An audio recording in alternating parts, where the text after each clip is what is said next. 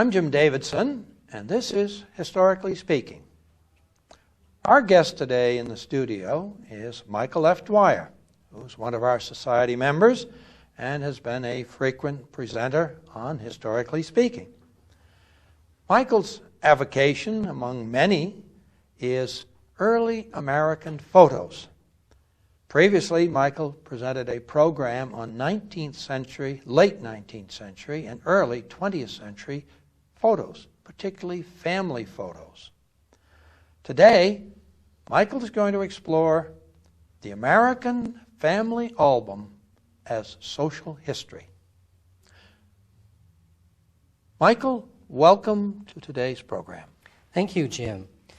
I brought with us today a few props, and the first one that will be familiar to so many people is the store-bought family scrapbook. We're going to be spending about half of our show today on the family scrapbook. And one of the things that I would like to make clear, it's very important to preserve this as a whole. So for example, when we open it up like this and we see the images here that are very carefully presented on these pages, this is one person's time capsule of how they would have recorded a variety of events. And the total context for what we're going to be looking at today is the era that begins in the pre-World War I years with the first photograph that we're going to be looking at from the year 1910 through the 1920s. And through photographs, we are going to be seeing enormous social change that people lived through within a very short period of time. And the hinge event between the 19-teens and the 20s is, of course, World War I. And we have an image here that we just want to point out for its size is a panoramic photograph of a World War I regiment. And this type of photograph was very popular during the World War I era. The problem, as we know from the Historical Society, is that it is very, very difficult to store these things. Most of our time today will be spent on the type of images that we're going to see within a family photograph album like this. But we also have one other type of panoramic photograph that we would like to show our audience. And this, similar to the one that we have of the World War I regiment, is a view of the now Clement building in Rutland. And one of the things that we can do to date this picture is, if it could be seen a little bit more close up, is that from the height of the women's skirts being well above the ankle, we can date this to about 1920. So among the things that we are going to be seeing in the family photograph album are all the changes that World War I would bring about, the dawn of the flappers in the 1920s. We will be talking specifically about why a family photograph album is an important way to view history, because here we have a time capsule from that period. So let's now look in detail at a sequence of photographs beginning in 1910 and taking us through the 1920s.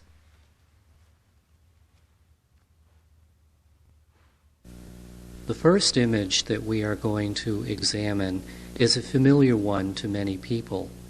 This is a 1910 grammar school graduation, a photograph from my own collection. Let's look in detail for some of the elements that puts this as a pre-World War I photograph. For one thing, all of the girls are wearing very large bows in their hair. The boys are wearing knickers, and they are all very proudly showing their scrolled diplomas, which are tied with a ribbon around them. For many people, this was an important occasion because in the year 1910, for about half of the people in this photograph, marked the end of their formal education. And many of the people in this photograph would leave grammar school and then go into the workforce. This particular photograph was finished as a postcard which could be sent to out-of-town family members. The next image is certainly a period piece. This is a graduation photo from the year 1913 of my grandmother's brother, John Cassidy. And this one happens to hang in the guest room of my home. And what I am always astonished by when I look at this picture is his high collar and how uncomfortable that must have been. This represents a style that was popular from the 1890s right down to about 1920. And for many of our viewers, they will recognize these collars as celluloid collars, which were a separate attachment to the shirt. And by the time that the 1920s came around, these high collars would go out of fashion. And from the 1920s, we have pretty much the standard of men's dress apparel that we see today. But this is a definite evocation of another time and another place. This image is a family snapshot from the year 1915. And the older lady in the back of the photograph is my grandmother's grandmother, and this is her family farm. The woman to the left is her oldest daughter, and the other remaining people are my grandmother's siblings. This has held up very well as a snapshot because it was preserved in a family scrapbook, and it has reproduced and enlarged rather well. When we look at some of the changes that are going to take place over time, keep in mind that while some people moved with the times and changed their style of clothing, many people did not. And the great-great-grandmother who was depicted here in 1914 she did not look much different in 1925 or in 1933, the year of her death. It's also important to note that for most family scrapbook pictures, all of them would be taken outdoors. And through the 1930s and 40s, interior pictures were much more of a rarity because people did not buy the flash equipment that would have been necessary to take indoor pictures. And again, what puts this in a given moment in time is that the boys are wearing knickers and the girls all have those large bows in their hair.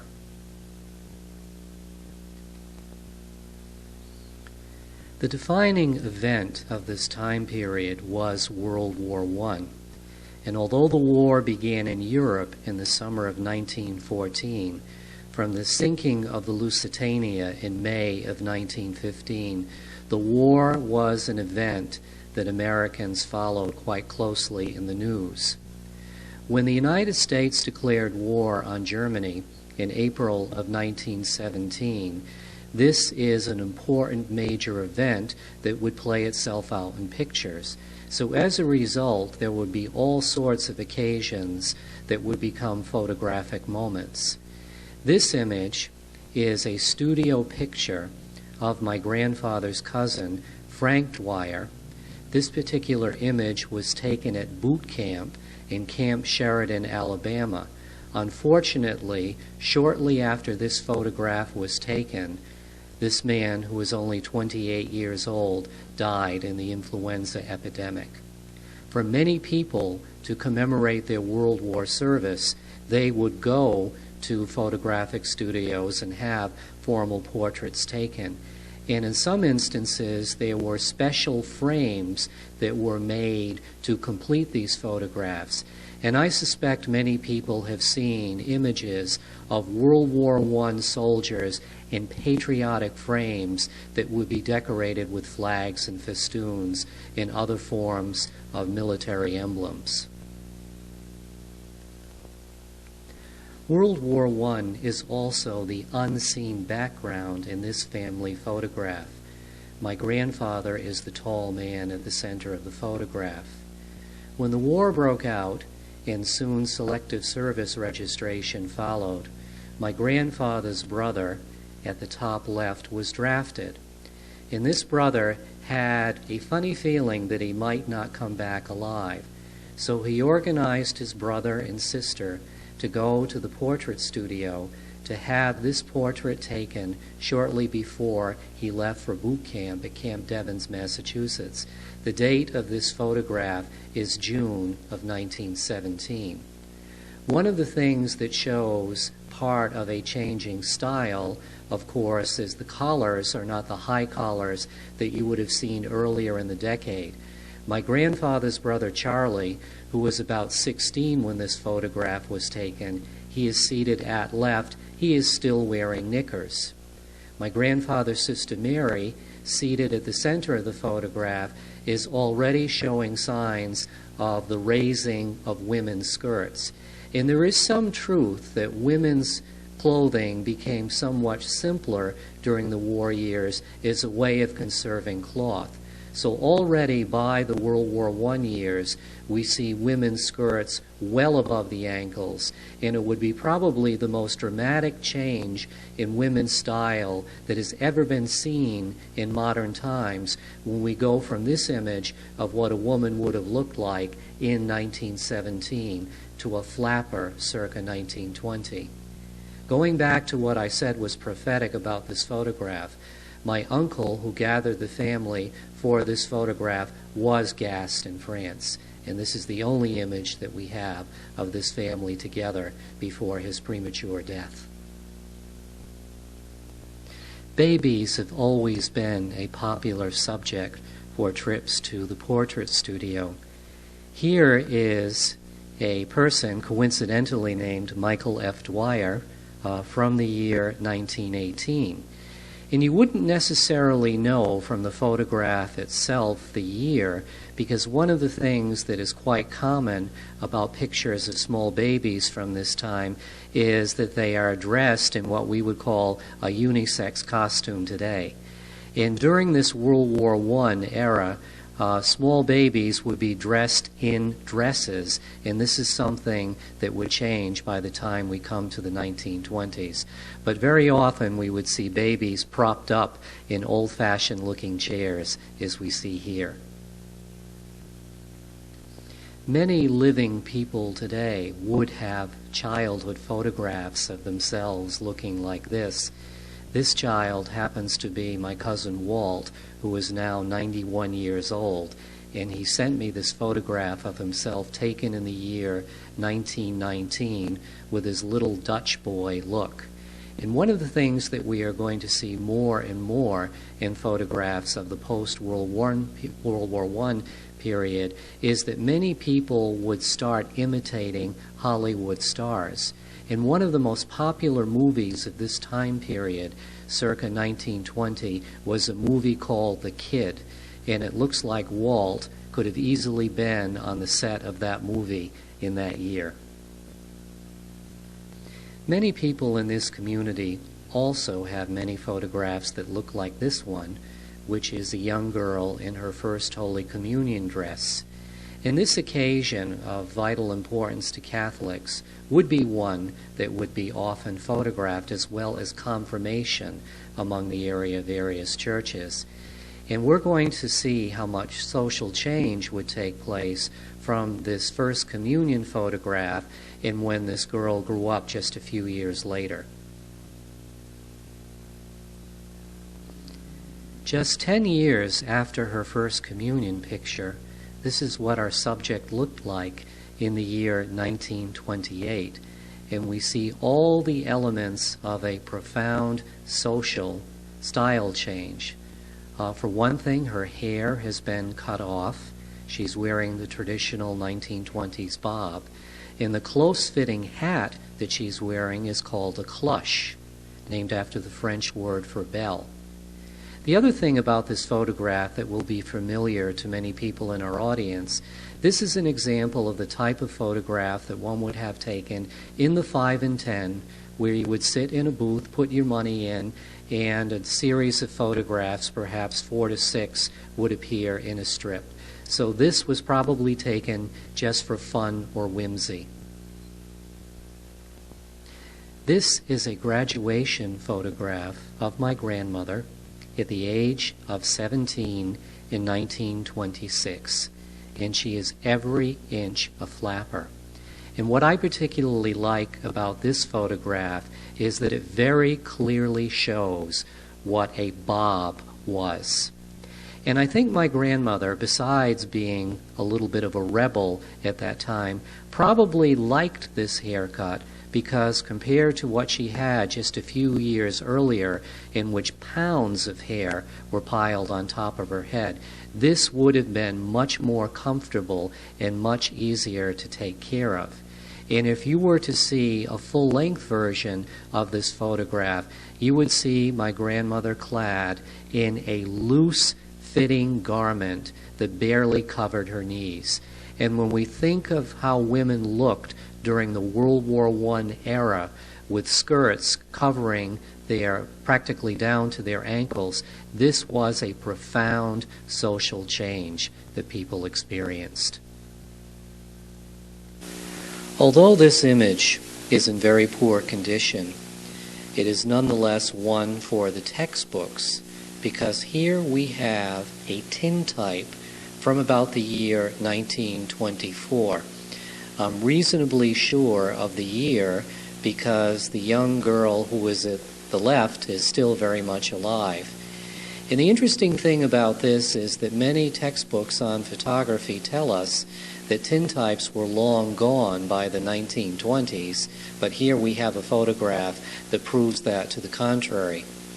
In all probability, the photographer was an itinerant who probably had some very old equipment, which is why the photographer was finishing his photograph on a piece of iron, because we know that the name tintype is a misnomer. This is important to note because this photograph, this type of photograph, had existed since the early 1850s, and here we are 70-some years later still seeing tintypes in evidence in Vermont.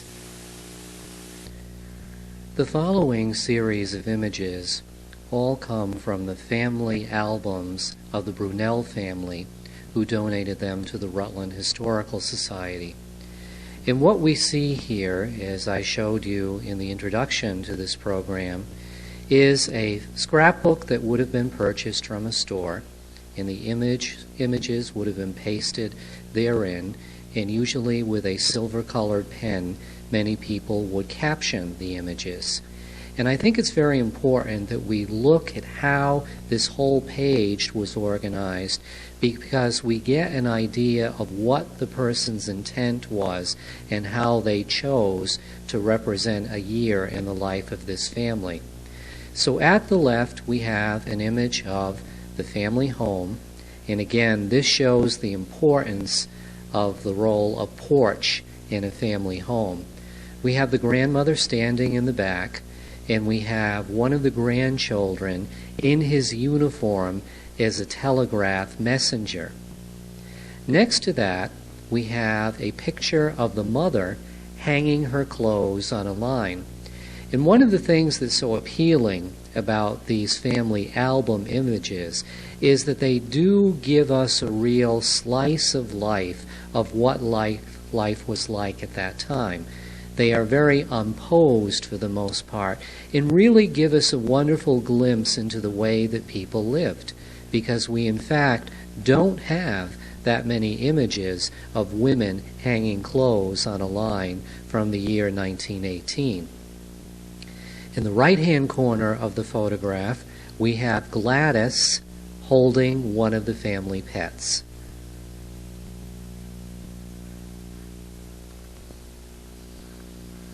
What did Vermonters do in the wintertime before the commercialization of the ski industry?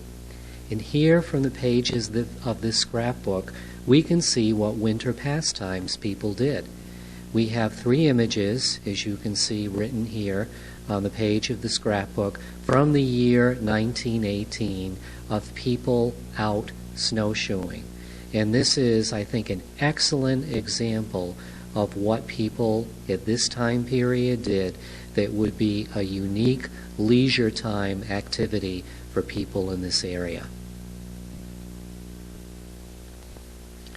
Here we have zoomed in for you on one of the photographs from the reverse page of what we just saw. And here is Catherine in her winter outfit in her snowshoes.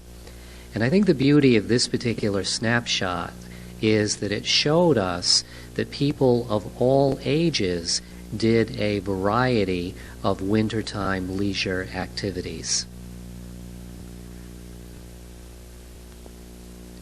We chose also to focus on this one particular photograph, again, of the Brunel family porch, because what we see at the right of the photograph is an American flag. And although people have always displayed the American flag, it's often something that people display more often during times of war to show their patriotism. And indeed, there were many leaflets that came out during World War I about the display of the flag. And I think that this photograph, a family snapshot, showing a flag in the breeze, is a very effective image that tells us how people during World War I showed their patriotism. Here we can see the full page of Private Burton Brunel, who obviously was on his way to boot camp in 1917. We can see images at the top that were probably taken somewhere in Rutland, then images of boot camp itself. And although he looks so youthful in this photograph, I'm reminded of the fact that I believe that one of our last World War I veterans, Jack Race, died just this past year. So when we look at all these images of youthful people during wartime, we are reminded of the fact that all we now have are photographs of these people, because this is an entire generation of people that is now no longer with us. This is a fun picture, and this is something that we will see more and more of in family albums as people take summer holidays or go on special occasion picnics. In this photograph, members of the Brunel family, again, although undated, definitely comes from the 1920s of people splashing in a local lake. And what we would call these are bathing costumes, because bathing suits were not yet sold. And sometimes you just think of how heavy these items of clothing must have been when they were wet.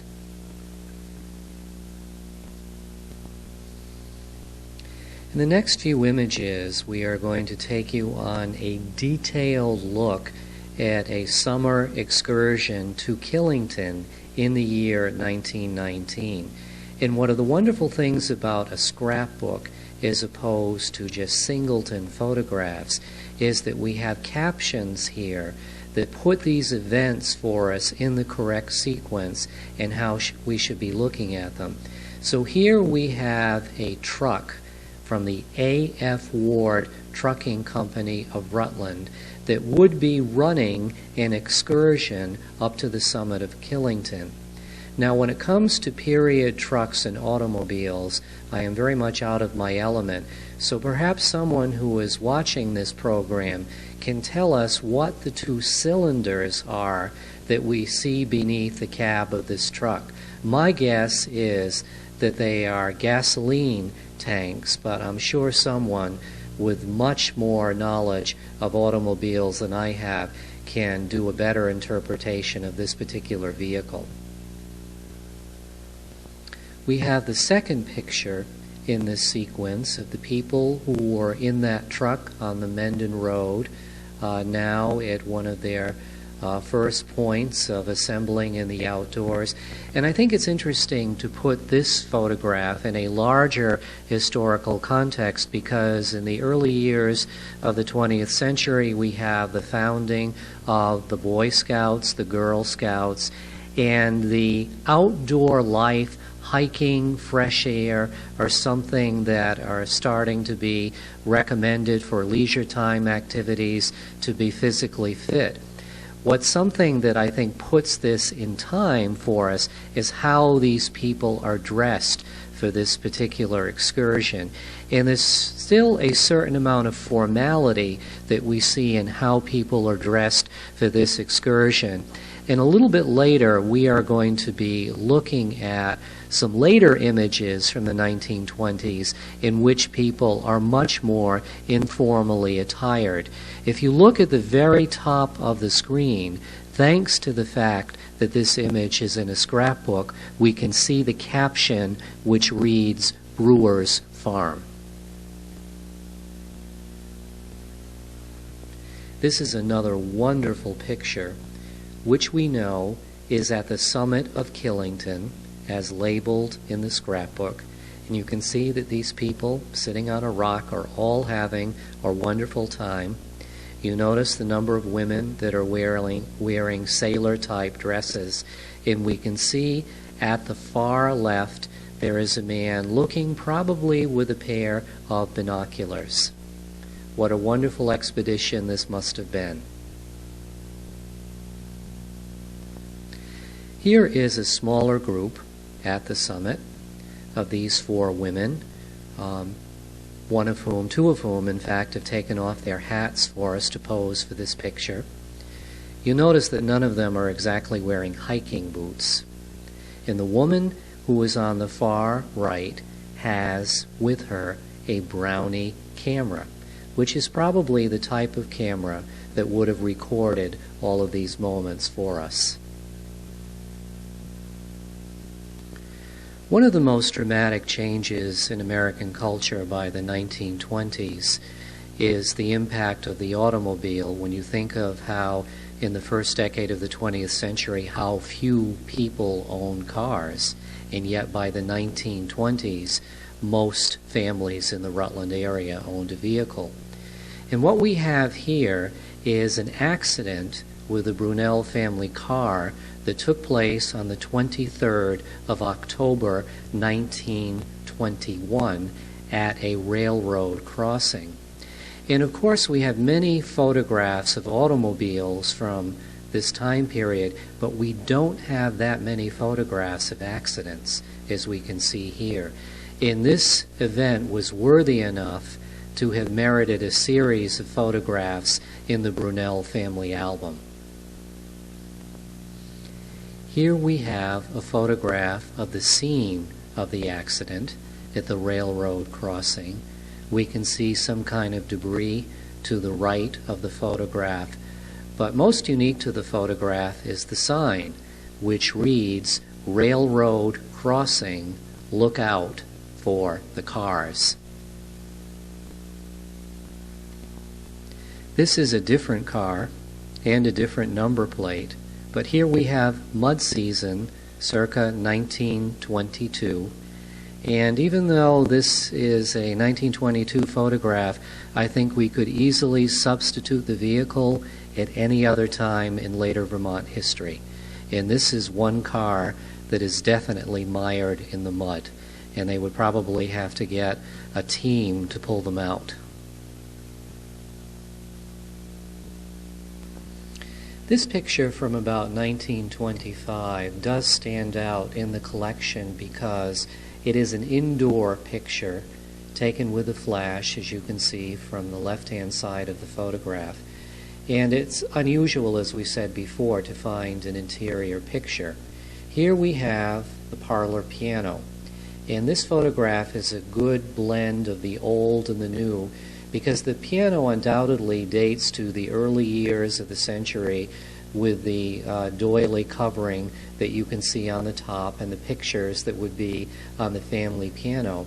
But the women are thoroughly modern for the mid-1920s, and you can see them here with their short hair in the shorter dresses. So I think it's a good indication of how some things changed a great deal by the mid-1920s, and yet when we look at the way that the interior of houses were, there were some things that were much slower to change. Michael, those are some wonderful photographs. They bring a lot of memories to me from some of my own family albums and other pictures I've seen. Before we leave our audience, do you have any final advice for viewers who have photo albums in their homes? Certainly.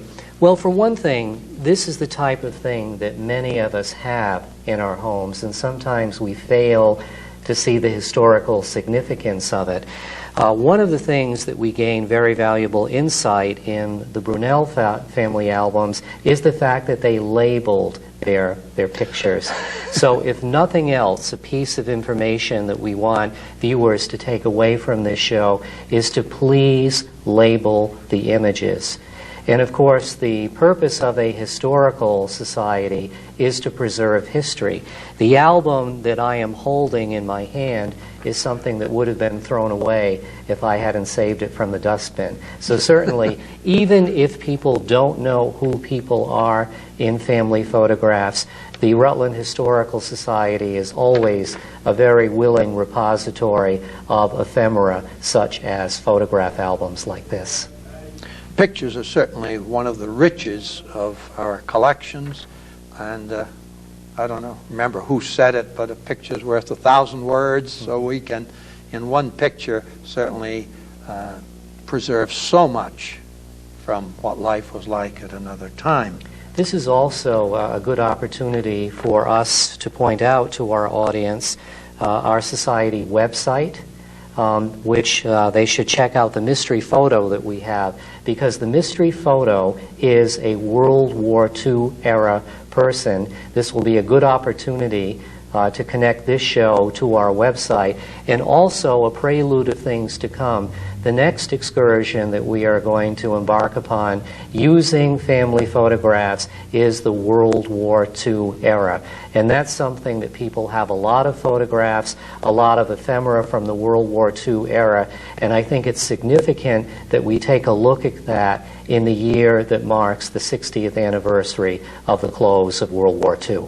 Sounds like good timing. Sounds like a nice plan for our next project, Michael. By the way, the mystery photo, we know the gentleman's first name. It's Jack.